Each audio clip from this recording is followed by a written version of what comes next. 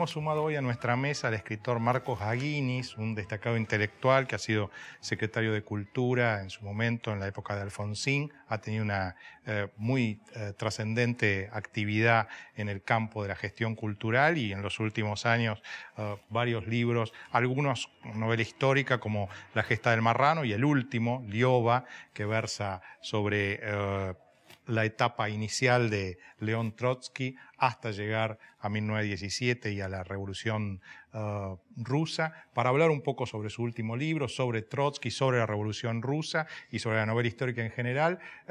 Lo hemos convocado a nuestro diálogo habitual con Juan José Sebrelli. Vamos a los auspicios y enseguida retornamos para el inicio del diálogo.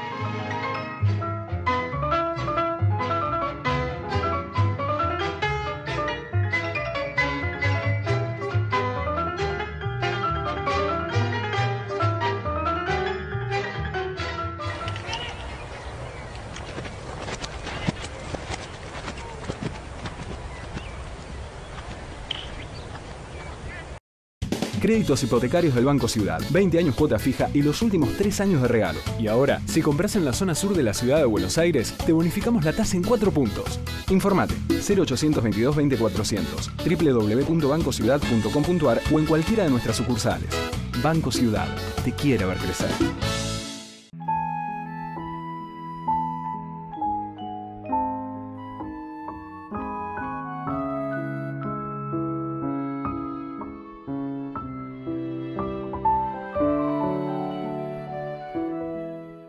UCES, la excelencia, un compromiso. www.uces.edu.ar. Juan José, te invito a introducir a Marcos en el tema. Bueno, de todas las ciencias humanas, la historia es la que más se acerca a la literatura, porque es narración. Aunque después viene una época, la época de los anales, que se puso de moda escribir historias sin personajes y sin fechas. Y surge de esta predisposición de la historia a la narración, surge el género de la novela histórica, que se remonta ya al siglo XIX con Walter Scott. Y después en el siglo XX surge otro género que es un poco confuso con la novela histórica, que sería la biografía novelada. Un gran auge en los años 30 y 40 de la biografía novelada, eran los grandes bestsellers, Stefan Zweig, Emil Ludwig, a tal punto que llegó un momento que como se saturó y se desvalorizó el género. Durante varios años estaba completamente desvalorizado. Hasta que en los 80 vuelve de nuevo, ya en un nivel superior también, con más documentación, con más detalles y demás que no existían en las viejas novelas. Y ahí, bueno, vos estás en los dos periodos, porque estás en el primer auge del 80, y hiciste un libro que tal vez te catapultó a la fama, que es La gesta del marrano, ¿no? Esa sería una novela histórica. Y bueno, después ahora ya se olvidó un poco, retomás con otra novela histórica que tiene sus peculiaridades, que ahora las vamos a comentar, que es este libro sobre Trotsky. Yo recuerdo una observación de Balzac sobre la novela histórica. Balzac decía que en las novelas históricas había que cuidarse mucho de poner en el rol protagónico a personajes históricos notorios.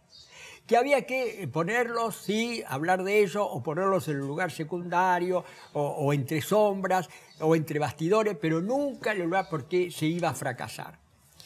Y efectivamente, los grandes escritores del siglo XIX, el personaje histórico por excelencia del siglo XIX, Napoleón, obviamente, claro, fascinó al propio Balzac, fascinó a Stendhal, y sin embargo, a Tolstoy, desde ya que es la más grande novela histórica tal vez de todos los tiempos, que es La guerra y la paz, los tres hablan de Napoleón, aparece, pero nunca lo ponen como personaje protagónico. Y bueno, en el siglo XX hay dos personajes históricos que son realmente ideales para la novela. Son dos personajes novelescos con una vida aventurera increíble, que son Trotsky y el Che Guevara. Claro. Los dos tienen su novela. Abel Posse escribió una novela sobre el Che Guevara. Los cuadernos de Praga. Los cuadernos de Praga. Pero se las ingenió para evitar por completo al Che Guevara héroe, porque hubiera salido era imposible. Entonces toma que un Che Guevara, que es un personaje casi de novela de espionaje, ¿no? Parece una novela de John le Carré, un Che Guevara disfrazado, anónimo, moviéndose en una ciudad donde nadie lo conoce, escondido, perseguido por el mundo entero, por Rusia y por Estados Unidos. Incluso con otro nombre.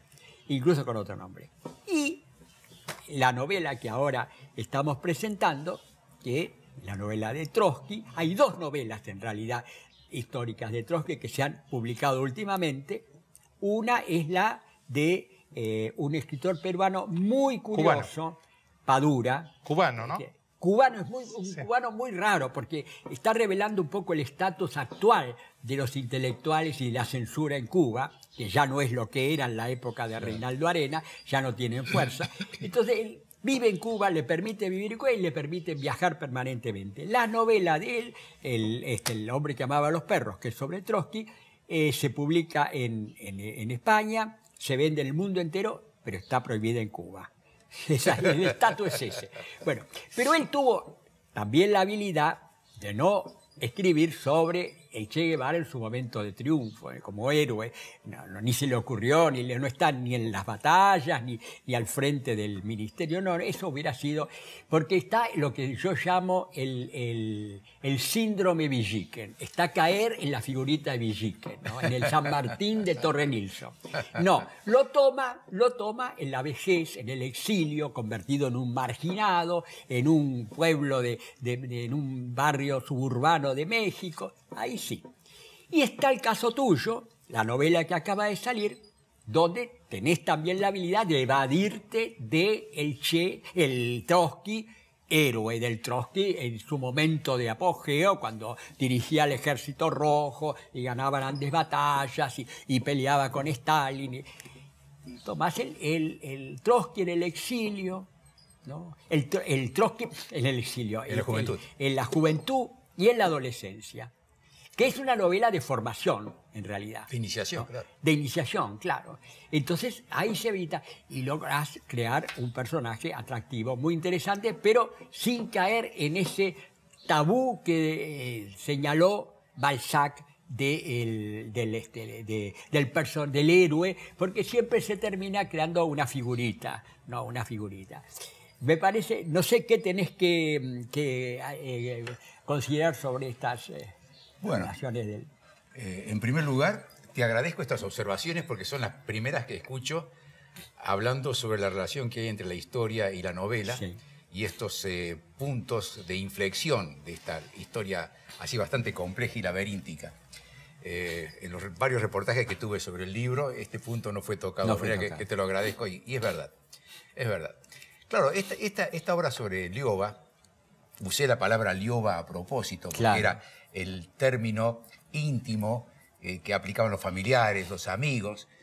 Cuando yo comencé a revisar un poco la juventud de Trotsky, me di cuenta que es la parte que menos se ha trabajado, efectivamente. No, claro. El libro de Padura, el libro que se escribió sobre la muerte de Ramón Mercader. También, el de Semprún. Claro, es otro, me había olvidado. Claro, sí, ese es otro libro histórico. Habla sobre el final de Trotsky, el final trágico, que evidentemente es muy conmovedor, sus relaciones con Frida Kahlo. También, claro, también Carlos Fuentes en Los años con Laura Díaz. También, claro. También, ahí es. Sí.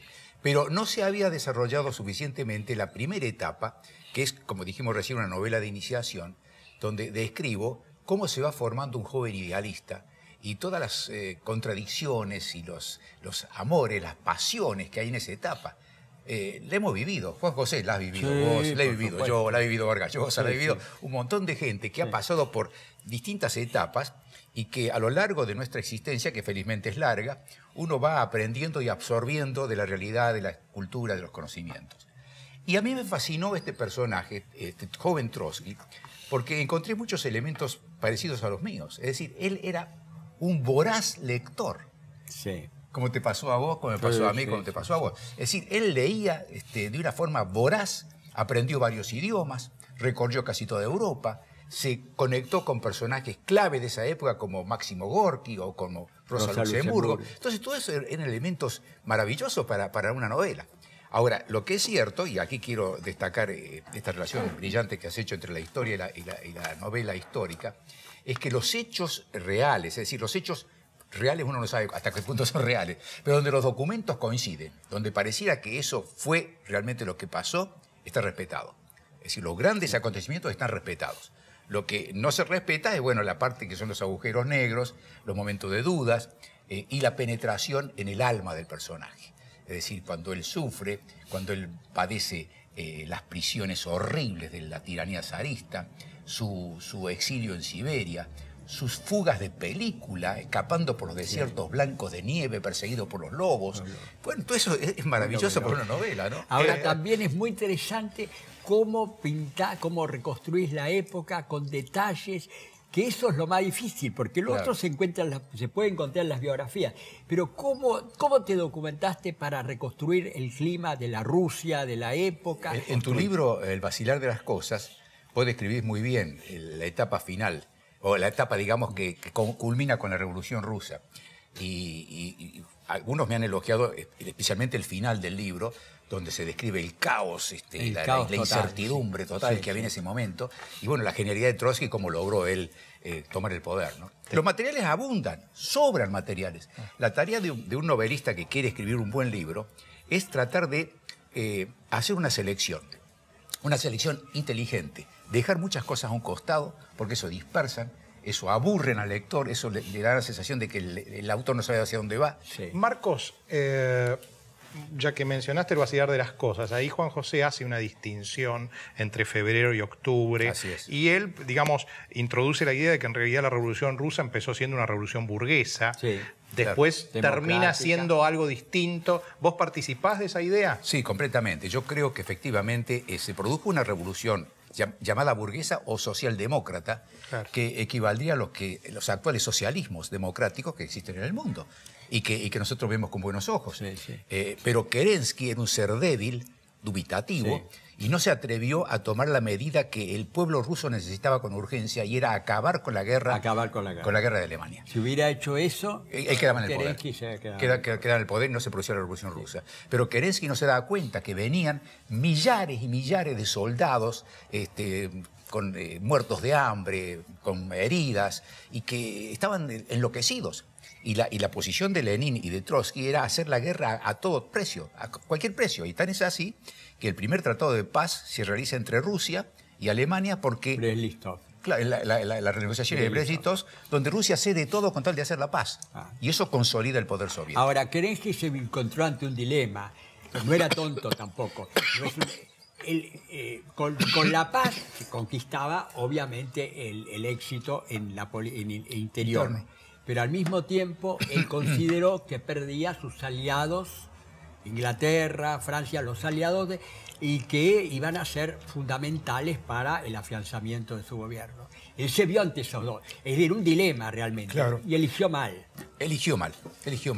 Porque la decisión que tomó Rusia de firmar la paz efectivamente le costó el no reconocimiento, el no apoyo del resto del mundo. Pero consolidó el poder interno. Y con el correr de los años, bueno, obtuvo lo otro. ¿Creen que unas décadas antes la novela de Dostoyevsky, Crimen y Castigo, prefiguraba la Revolución Rusa o no tiene nada que ver? Los endemoniados más todavía. Porque de algún modo, bueno, en Crimen y Castigo, un estudiante pobre, tratando de remover un capital que estaba esclerosado en las arcas de una anciana que no lo utilizaba, de algún modo prefigura simbólicamente la revolución, ¿no? Sí, se pueden encontrar muchos elementos que prefiguran, a pesar de que Rusia no era un país tan atrasado como se creía. No. Es decir, ya había una clase obrera importante. Y la prueba está la gran literatura y la música rusa. ¿Y dónde sale? La gran música, la gran literatura. Dostoyevsky mismo. Claro. El teatro. Pero es revolucionario. Eran casi occidentales. con el arte de bazar después del 17 es impresionante. Es como una contraposición sarcástica, ¿no? Sí, sí, exactamente. Sí. No, existían condiciones para la revolución. Por otro lado, la tiranía zarista era muy sanguinaria, tenía la policía secreta, la Ojrana, que era terrible. El famoso fusilamiento de la fábrica Putilov, ¿no? Creo que en 1907, una cosa así. Y el Domingo Sangriento. La masacre de Gapén, del cura Gapén. Del cura Gapén, que ocurrió. Masacraron a 4.000 Ahora, personas. una cosa más actual, me parece que es interesante vincularla con Trotsky. Trotsky tenía esa idea de que siempre había que revolucionar, ¿no? La idea es la revolución permanente. Y uno piensa ahora en un régimen como el cubano, por ejemplo, que lleva 50 años, y lo trata de contrapesar con Trotsky. ¿Qué diría Trotsky respecto del sistema cubano, no? Claro, la revolución permanente de Trotsky se ha dado, pero en otro nivel, a nivel de la informática, diría yo. El mundo se ha revolucionado. Sí. Hemos tenido revoluciones de tipo tecnológico que han cambiado muchos de los paradigmas de aquel tiempo. La revolución en aquella época se consideraba como el levantamiento contra determinados regímenes y el establecimiento de una sociedad diferente. Bueno, el mundo ha cambiado muchísimo. Las sociedades de ahora no son las sociedades del principio del siglo XX. No. Pero se deben básicamente no a esos movimientos sanguinarios, sino a el avance de la tecnología. Y es como que paradójicamente pasó algo muy raro. Stalin, que fue quien derrotó a Trotsky, mandó a asesinar a Trotsky, hoy en día es una palabra casi impronunciable. Nadie se anima a elogiar a Stalin. Y Trotsky sigue como vivo. Sí. Bueno, y la socialdemocracia, que fue derrotada por la revolución. Últimamente, los sueños más fantasiosos Trotsky hubiera imaginado que 100 años después casi de su muerte, iba a haber diputados, ¿no? En la ciudad de Buenos Aires. El triunfo en las facultades, el último triunfo en las universidades, es increíble. Son los trotskos, son los trotskos, no son los stalinistas. Triunfó el trotskismo y los kirchneristas salieron terceros. Ahora, esa es la realidad. Es una paradoja increíble. Y por otro lado, la democracia, la socialdemocracia, o sea, los mencheviques, que fueron demonizados por los bolcheviques, son los que finalmente han triunfado. Los socialdemócratas actuales eran mencheviques. Trotsky, de algún modo, uno podría decir que es un visionario en el sentido de que vio cómo la revolución comunista necesariamente se iba a esclerosar. Bueno, otro que lo vio claramente fue Alejo Carpentier. Alejo Carpentier, que fue ministro incluso, cuando escribe, yo diría, es increíble, porque Alejo, no hay libro más, yo diría, reaccionario y conservador que El siglo de las luces. Sí, claro. ¿No? Sí. Bueno, ahí está la paradoja que ha tenido la izquierda. Hay una parte del libro donde se discuten, nada menos que Rosa Luxemburgo y el joven Trotsky. El joven Trotsky estaba fascinado por la belleza y la inteligencia de Rosa Luxemburgo. Sí. Y evidentemente ahí insinuó cómo él se la quería levantar y no se animaba porque ella era demasiado inteligente. Pero hay un diálogo muy importante donde se trata el tema de la dictadura del proletariado. Y eso está documentado porque Rosa Luxemburgo le dice, ¿el proletariado realmente va a tomar el poder o habrá un grupo que va a tomar el poder en nombre del proletariado? ¿Y ese grupo que toma el poder en nombre del proletariado no se aprovechará del proletariado?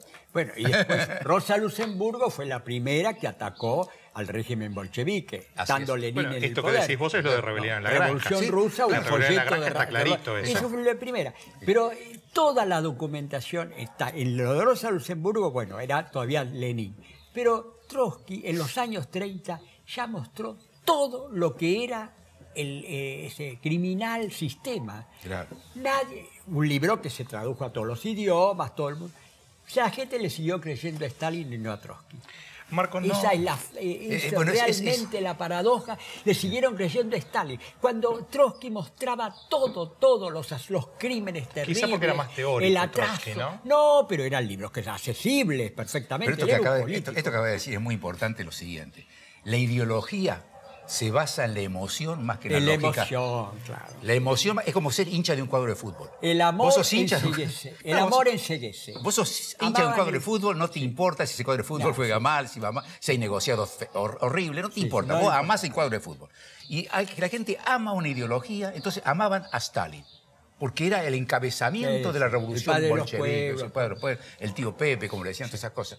Y no se daban cuenta de que era un asesino. Bueno, ya que acabas de decir esto, me parece pertinente... Y eso a la política actual también. Claro, hacer un puente, ¿no? Me parece interesante hacer un puente, ya que mencionás esto. ¿Vos creés que el amor que hoy en día aparentemente profesa por lo menos la mitad del pueblo argentino, sino más, por el kirchnerismo, está un poco enceguecido frente a ciertas cuestiones de corrupción, etcétera? Está el amor más que la idea. Yo no diría que hay tanto el amor. El amor era en Perón, si yo acá creo que es el cálculo y el miedo lo que movilizan más que el amor. Habrá algunos sectores, pero el amor que uno ha vivido a la época de Perón, lo ha vivido en su lejana juventud, y era otra cosa. Ahí sí había una pasión. Ahora yo creo que es una cosa más vale de cálculo. Cálculo no y sé miedo. qué pensás vos. Pienso completamente Cálculo y miedo, igual, sí. Uno ve con los empresarios, por ejemplo. Sí. Uno habla con los empresarios en privado, dicen una cosa, después van al micrófono y dicen lo opuesto. Uno ve con los dirigentes políticos, que se decían peronistas y no kirchneristas, ahora son kirchneristas y casi nada peronistas. Hablan de que el kirchnerismo es la etapa superior del peronismo. Bueno, se dicen cosas increíbles. Ahora Kirchner ya fue comparado con Perón, ya fue comparado con San Martín y hasta con Jesucristo. Entonces, esta es una cosa absurda que hace recordar el culto de la personalidad de Stalin. Stalin era Dios. Y bueno, y acá está pasando lo mismo. Pero eso es característica del populismo. Pero no es la pasión, porque ya ves, votan por Cristina y salen corriendo a comprar dólares. Entonces, la clase media. Ahora, no. La clase media, porque no son grandes negocios. El dólar chiquito, la gente corriendo a comprar dólares. La confianza que le tienen a la persona que van a votar. Ahora, esa contradicción entre lo que uno siente como racional y lo que la gente vota como racional, ¿no lleva a uno a una especie de crisis de su propia cosmovisión? Hay una crisis, hay una gran contradicción, pero en la Argentina la hemos vivido. Lo que pasa es que tenemos muy mala memoria, a pesar de que se hace culto a la memoria por todos lados. Sí. Nos olvidamos que en 1995 Menem ganó, arrasó en las elecciones, porque él estaba insistiendo en el 1 a 1. Sí, y tan importante era la adhesión argentina al 1 a 1, que hasta de la Rúa en su campaña hablaba yo de... Chacho Álvarez hablando de la convertibilidad. Quizá haya haya mucha gente que piense, digamos, hay mucha gente obviamente cuyo voto está enderezado por un plan, por algún subsidio, por lo que sea. Quizá hay un 10, un 15% que es más pensante y quizás su voto tenga que ver con la idea de que este es el mayor progresismo que pueden llegar a vislumbrar. Lo que ocurre es que esto no es un progresismo, este es un populismo. Claro. Vos has trabajado mucho el tema del populismo. Sí. El populismo no es progresismo ni de izquierda. Ni de izquierda ni de derecha. Es lo que venga. Es lo que venga, el corto plazo. El corto plazo es repartir golosinas para que los chicos estén entretenidos. Entonces se da plata por acá, se da plata por allá, se acusa a uno, se acusa a otro. Hay una gran inventiva en cuanto a los enemigos. Los enemigos son los empresarios, son los bancos, son la oposición, son los medios de comunicación, son los extranjeros. Bueno, la CLO dice que es la forma actual de canalizar las demandas. Claro. Sí, pero institucionaliza. Pero como es un corto plazo, no hay medidas estratégicas, no hay política de Estado, y a lo largo esto no puede durar. Esto no puede durar, ¿verdad? Quiero hacerte una última pregunta, Marcos. Ya estamos un poco sobre el filo del programa. ¿Ya tenías casi terminado este libro? ¿Estaba terminado cuando estuviste al borde de la muerte? Sí, estaba casi terminado. Cuando estuve... Bueno, si me hubiera muerto antes de publicarlo, no habría salido exactamente igual. Cuando me recuperé, lo terminé, lo redondeé. Fuiste casi un mes en coma. Pasé 2 semanas en coma profundo y 40 días de internación tuve. Tuve con una septicemia muy grave. Sí. ¿Y en tus momentos de lucidez llegaste a comprender que estabas cerca de la muerte? No. Cuando me fui recuperando, me recuperé lentamente, claro. Me recuperé lentamente, muy deprimido, sin poder moverme casi. Me llevaron en ambulancia a mi casa porque no podía caminar. Pero bueno... ¿Y qué fue lo que más te preocupó? Después que me empecé a recuperar, me preocupó que iba a perder la capacidad creativa. Que no se iban a ocurrir nuevas ideas, que no iba a poder seguir hablando. A la luz de diálogo eso era falso. Por ejemplo, me ponía en la computadora y me temblaban los dedos, no podía encontrar las teclas. Fue muy terrible ese momento, pero paulatinamente fue ¿La decadencia física lo sentís como uno de los grandes problemas del ser humano? Uno de los grandes problemas. Sí. Es lo que yo siento ahora, por ejemplo. Yo, después de lo que pasé, siento que estoy mentalmente muy lúcido y me siento muy joven mentalmente, pero el cuerpo no responde a esa juventud. En un carromato. Y además me digo, si yo hubiera tenido a los 20 o 30 años la experiencia que tengo ahora y la lucidez que tengo ahora, habría arrasado con todo. Bueno, Hay un dicho. bueno, Marcos, ha sido un placer, como El mío, siempre. el mío. Y bueno, no te deseamos suerte con este libro porque ya, Ya lo tiene. ya. está garantizado. Bueno, su muchas gracias éxito. por haberme invitado y fue un diálogo muy, muy rico para mí. Muchas gracias y volvemos el próximo domingo.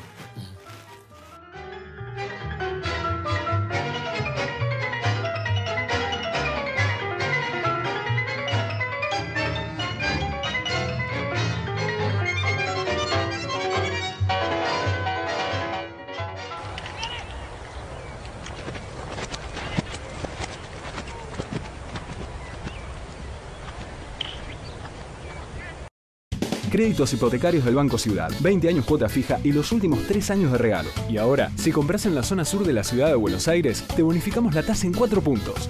Informate 0822 20 400, www.bancociudad.com.ar o en cualquiera de nuestras sucursales. Banco Ciudad. Te quiere ver crecer.